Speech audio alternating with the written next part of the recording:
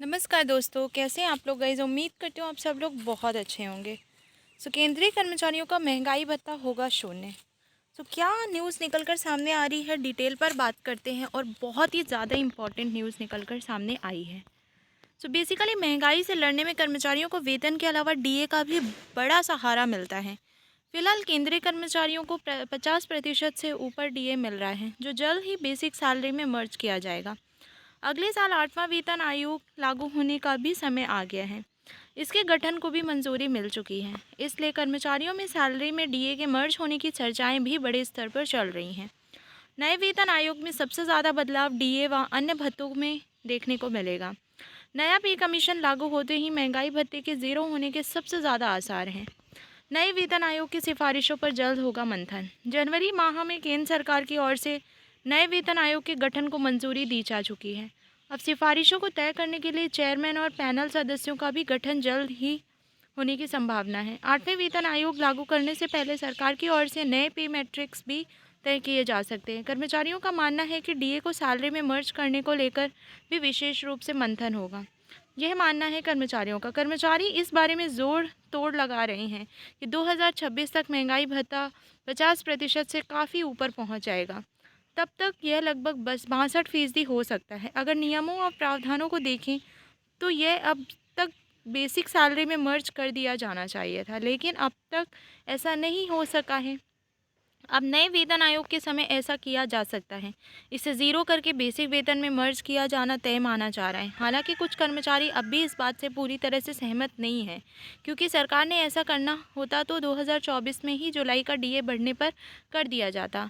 तब तक 50% तक पहुंच चुका था। डीए को लेकर ये भी हो रही हैं चर्चाएं। कई कर्मचारियों व जानकारों का कहना है कि नए वेतन आयोग की सिफारिशों को ध्यान में रखते हुए केवल 50% डीए ही मूल वेतन में मर्ज किया जाएगा। इससे ऊपर के डीए की गणना नए सिरे से शुरू मानी जाएगी। हालांकि इस बारे में अंतिम फैसला सरकार तय करेगी। अभी तक इसे लेकर कोई स्पष्ट बयान सरकार की ओर से नहीं आया है। अब तक यही है कि सरकार इसे वेतन से अलग रख सकती है।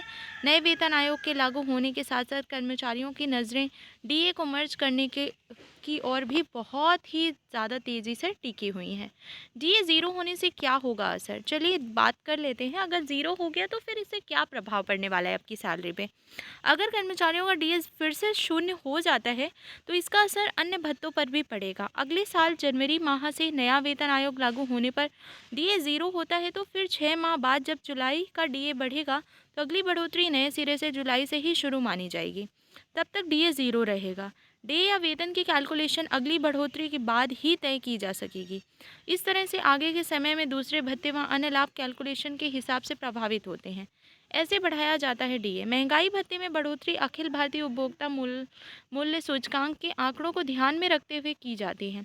महंगाई व सरकार की वित्तीय स्थिति यानी अर्थव्यवस्था का भी आकलन किया जाता है।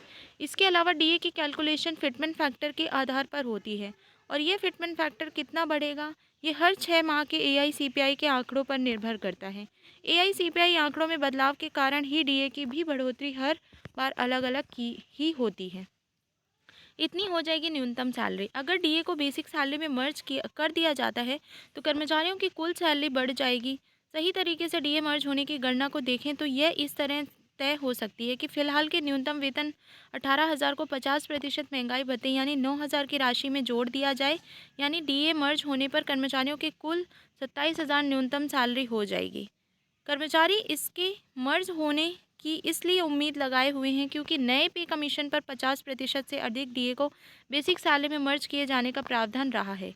डीए को ज़ीरो करने की ज़रूरत क्यों है? हर 10 साल बाद नया वेतन आयोग लागू होता है। इसके साथ ही नया पे स्केल लागू होने पर डीए को कर्मचारियों की बेसिक सैलरी में जोड़ा जाता है। ऐसा इस बार होना भी तय माना जा रहा है, लेकिन सरकार की ओर से कहा गया है कि वेतन और डीए को अलग अलग ही रखा जाएगा। इसे मूल वेतन में मर्ज नहीं किया जा सकता। डीए को मूल वेतन में जोड़े जाने की अवधारणा पिछले वेतन आयोगों में की गई थी कि जब यह 50% से ऊपर चला जाता है तो इसे मूल वेतन में जोड़ दिया जाना चाहिए।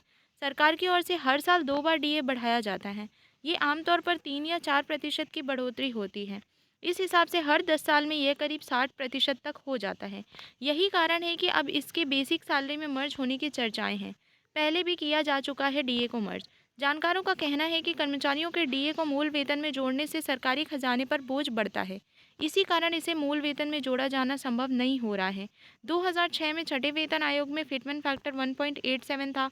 उस समय नया वेतन बैंड और नया ग्रेड पे वेतन लागू किया गया, लेकिन वित्तीय बोझ बढ़ने के कारण सरकार की ओर से इसका भुगतान काफ़ी बाद में किया गया था, लेकिन इसे देने में 3 साल लग गए थे।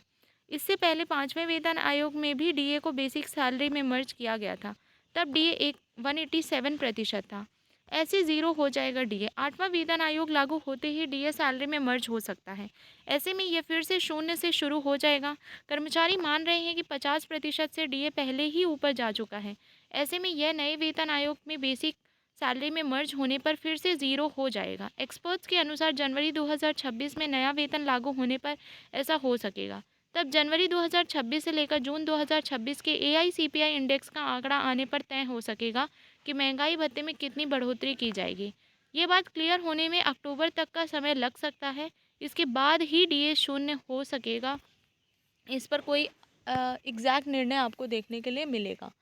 सो ये थी कुछ न्यूज़ जो निकल कर सामने आ रही थी कि डीए ज़ीरो हो जाएगा, सैलरी में मर्ज होगा या नहीं होगा। ये था डिटेल्ड वीडियो। अगर आपको वीडियो अच्छी लगी हो तो प्लीज़ आप लोग चैनल को ज़रूर सब्सक्राइब कीजिएगा, बिकॉज़ मैं और भी इम्पॉर्टेंट इन्फॉर्मेशन आपको इस चैनल के माध्यम से प्रोवाइड करूँगी।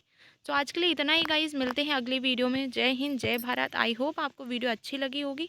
अगर वीडियो अच्छी लगी तो प्लीज़ आप लोग शेयर करना बिल्कुल ना भूलें। जय हिंद, जय भारत।